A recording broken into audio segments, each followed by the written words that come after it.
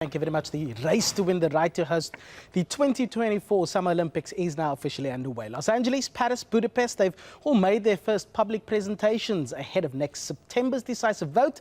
Andy Richardson reports. In 2024, we'll finally be in flying cars. And I know that for a fact. None of us can be entirely sure what we'll be doing in 2024, but we can be fairly certain there'll be a Summer Olympics. The formal bidding process for those games has begun in Doha. 3 candidate cities, Los Angeles, Budapest and Paris, making their first official presentation in front of a gathering of national Olympic committees. It was the first presentation, you don't have a second chance to give a good first impression, so we were very ambitious and optimistic and motivated today, all of us, because it's a unique experience to engage with the Olympic family. With tighter rules aimed at reducing the risk of corruption, IOC voters can't visit bid cities and bid teams cannot visit them.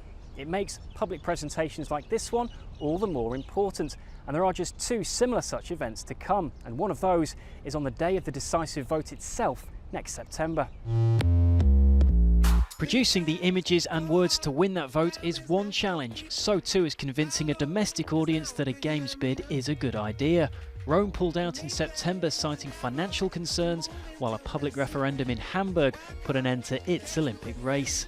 The IOC is committed to reducing host city costs. Outsiders Budapest believe that gives them a chance. Antwerp, Helsinki, Stockholm, Barcelona all hosted fantastic games. So the Olympic is really for mid-sized global cities. And Budapest would like to re-establish that case. And therefore I think in this competition we are the real alternative. LA's bid has been handed the added Trump factor. Earlier this year, the city's mayor said IOC members could be put off by a Trump presidency. Now the language is rather more diplomatic. So we can think of all sorts of countries that have won the Olympics, and sometimes the heads of states have not necessarily been the most popular outside that country. But what we want to say is this is a citizen bid.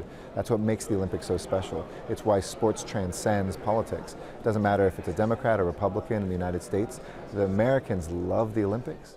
3 bid teams with 10 months to convince voters at the IOC and in their own country that their city can and should be an Olympic host. Andy Richardson, Al Jazeera, Doha.